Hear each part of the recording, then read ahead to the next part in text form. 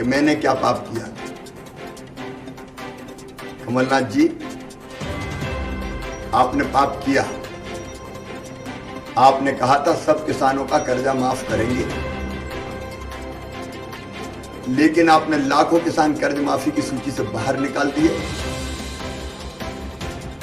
झूठे सर्टिफिकेट बांट दिए, और जो रेगुलर किसान थे बेचारे पैसा दे रहे थे, इस चक्कर में उन्हें पैसा नहीं दिया, वो डिफॉल्टर हो गए और ब्याज की गठरी आज उनके सर पर है। वो ब्याज की गठरी मैं उतारूंगा। आपने पाप किया। आपने बच्चों को हम जो लैपटॉप देते थे 12वीं में अच्छे नंबर लाने वाले, उनके लैपटॉप छीन लिए। आपने पाप किया। आपने कहा था कन्या दान की राशि बढ़ा के 51,000 कर देंगे। 51,000 की कह के एक पैसा बेटियों के खाते में नहीं पहुंचाया। आपने पाप किया। प्रदेश का विकास ठप्प कर दिया। आपने पाप किया। मध्य प्रदेश को दलालों की मंडी के रूप में परिवर्तित कर दिया। आपने पाप किया। भ्रष्टाचार का विकेंद्रीकरण कर दिया। आपने पाप किया।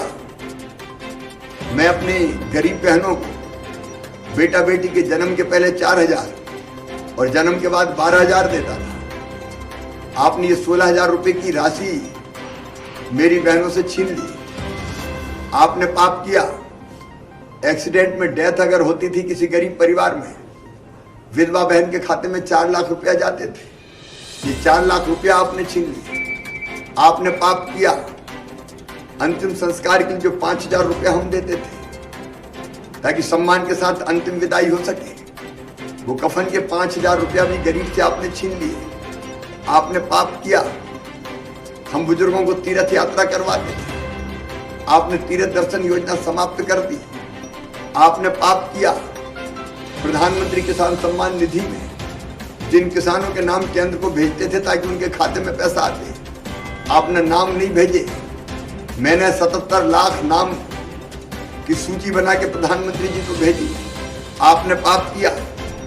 प्रधानमंत्री आवास योजना के जो मकान गरीबों को मिलने थे, वो मकान गरीबों से छीन लिए। आपने पाप किया। पिछले साल फसल खराब हुई थी किसानों की, वो खराब फसल के 5,000 करोड़ रुपया बनते थे, आपने किसानों के खाते में पैसे नहीं डाले। आपने पाप किया। फसल बीमा योजना की जो प्रीमियम की राशि 2200 करोड़ रुपया जमा करनी थी, आपने जमा नहीं की और इसलिए किसान के खाते में पैसा नहीं आया फसल बीमा योजना का। मैंने 2200 करोड़ रुपया जमा करके और बाद में 19 के भी रबी और खरीफ का प्रीमियम जमा करके किसान के खाते में लगभग 8,000 करोड़ की राशि डलवाई। आपने पाप किया। केंद्र से जो मिलने वाली सहायता थी उनका उपयोग ढंग से नहीं किया। मैं कितने पाप बताऊं आपके। आपने मध्य प्रदेश का सत्यानाश कर दिया था, यही आपका पाप था और इसी की सजा आपने भुगती। भारतीय लोकतंत्र का जब इतिहास लिखा जाएगा उसमें जरूर मध्य प्रदेश के उपचुनाव का एक पन्ना होगा और इसमें गद्दारों का नाम काले अक्षरों में लिखा जाएगा।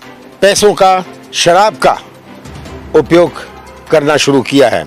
पिछले 12 घंटे 24 घंटे में जो मुझे खबरें आई हैं, किस तरह पैसा बांटा जा रहा है, किस तरह शराब का बांटी जा रही है, किस तरह प्रशासन और पुलिस का दबाव और उपयोग किया जा रहा है, ये आज साफ स्पष्ट करता है कि भारतीय जनता पार्टी पिट रही है। कहना चाहता हूं कि अब उनके सौदे की सरकार का अंतिम समय आ गया है। इस चुनाव में ये सिद्ध हो गया है कि जनता को महल की जरूरत नहीं है, महल को जनता की जरूरत है। चुनाव सच्चाई और झूठ का है और मुझे मध्य प्रदेश के मतदाताओं पर, खास करके ये 28 सीटों के मतदाताओं पर पूरा विश्वास है कि वह सच्चाई पहचान के मध्य प्रदेश की तस्वीर अपने सामने रखकर सच्चाई का साथ देंगे। मुझे ताज्जुब है और दुख है कि शिवराज जी कहते हैं कि मैंने उन्हें कमीना कहा, ज्योतिरादित्य सिंधिया कहते हैं मैंने उन्हें कुत्ता कहा। ये इसका कोई प्रमाण दे दें, कोई रिकॉर्डिंग दे दें, कोई सबूत दे दे, मैंने इन शब्दों का उपयोग कभी नहीं किया। शिवराज सिंह जी के झूठ ने भी हद कर दी। चुनाव के एक दिन पहले वे झूठ बोलने से बाज नहीं आते। अभी उन्होंने कहा है कि कमलनाथ पापी है। मैंने तो पूछा था मैंने कौन सा पाप किया, और शिवराज जी जवाब में कहते हैं कि कमलनाथ ने कर्जा नहीं माफ़ किया। उनकी गवर्नमेंट ने खुद बयान दिया है कि 27 लाख किसानों का कर्जा माफ़ हुआ है, बाकी का दूसरे और तीसरे किस्त में होने जा रहा था। कहते हैं कि बच्चों की पढ़ाई का पैसा मैंने रोक लिया। एक एक बात उनकी झूठ।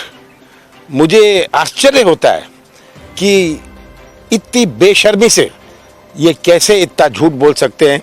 इन्होंने कई बातें बताई हैं, एक एक बात उनकी झूठ है।